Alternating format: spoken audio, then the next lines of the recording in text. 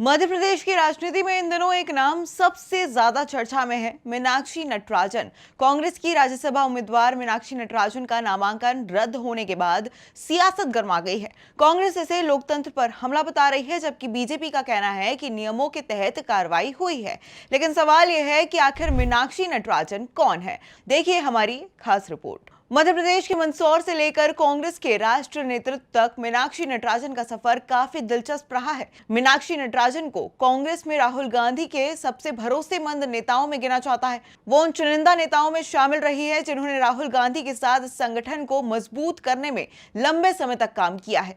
मध्य प्रदेश की रहने वाली मीनाक्षी नटराजन पहली बार राष्ट्र स्तर पर तब चर्चा में आई जब राहुल गांधी ने कांग्रेस संगठन में युवाओं को आगे बढ़ाने की मुहिम शुरू की। साल 2007 में जब राहुल गांधी कांग्रेस के महासचिव बने, तब उन्हें एनएसयूआई और यूथ कांग्रेस में बदलाव लाने की जिम्मेदारी मिली थी और इसी दौरान मीनाक्षी नटराजन उनकी कोर टीम का हिस्सा बनी। इसके बाद साल 2008 में राहुल गांधी ने उन्हें ऑल इंडिया कांग्रेस कमेटी यानी कि एआईसीसी में सचिव बनाया। वहीं मीनाक्षी नटराजन को राहुल गांधी की राजनीतिक टीम की सबसे अहम कड़ियों में से एक माना जाता रहा है। साल 2009 में राहुल गांधी ने उन्हें मध्य प्रदेश की मंदसौर लोकसभा सीट से चुनाव लड़ने का मौका दिया। ये वही सीट थी जहां कांग्रेस लगातार 6 बार हार चुकी थी। लेकिन मीनाक्षी नटराजन ने इतिहास बदल दिया और बीजेपी का मजबूत गढ़ मानी जाने वाली ये सीट पर जीत दर्ज की। साल 2009 से 2014 तक वो मंदसौर की सांसद रही। हालांकि 2014 और 19 के लोकसभा चुनाव में उन्हें हार का सामना करना पड़ा, लेकिन कांग्रेस संगठन में उनकी अहमियत कम नहीं हुई। फरवरी 2025 में कांग्रेस ने उन्हें तेलंगाना का प्रभारी बनाकर एक बार फिर बड़ी जिम्मेदारी सौंपी। लेकिन अब मीनाक्षी नटराजन एक नए विवाद के कारण सुर्खियों में है। दरअसल कांग्रेस ने उन्हें मध्य प्रदेश से राज्यसभा उम्मीदवार बनाया था, लेकिन नामांकन की जांच के दौरान बीजेपी ने आपत्ति दर्ज कराई।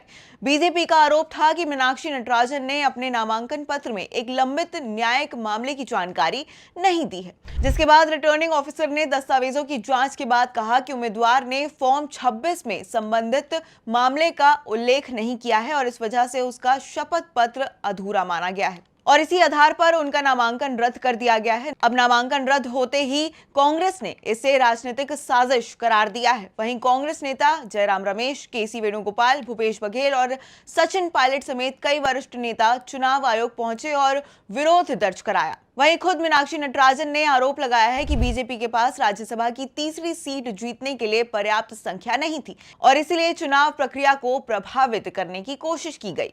वहीं बीजेपी का कहना है कि ये पूरी तरह कानूनी प्रक्रिया है और नियमों का पालन किया गया है। वहीं बीजेपी नेताओं का दावा है कि उम्मीदवार ने जरूरी जानकारी छिपाई थी, इसलिए नामांकन रद्द किया गया है।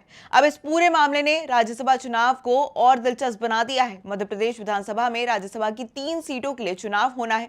वहीं बीजेपी ने 3 उम्मीदवार उतारे हैं, जबकि कांग्रेस ने मीनाक्षी नटराजन को मैदान में उतारा था।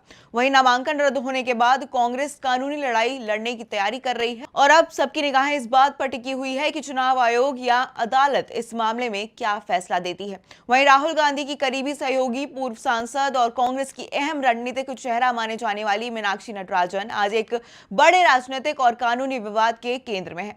अब ये मामला सिर्फ एक राज्यसभा सीट का नहीं, बल्कि चुनावी प्रक्रिया और राजनीतिक आरोप प्रत्यारोप की बड़ी लड़ाई बन चुकी है।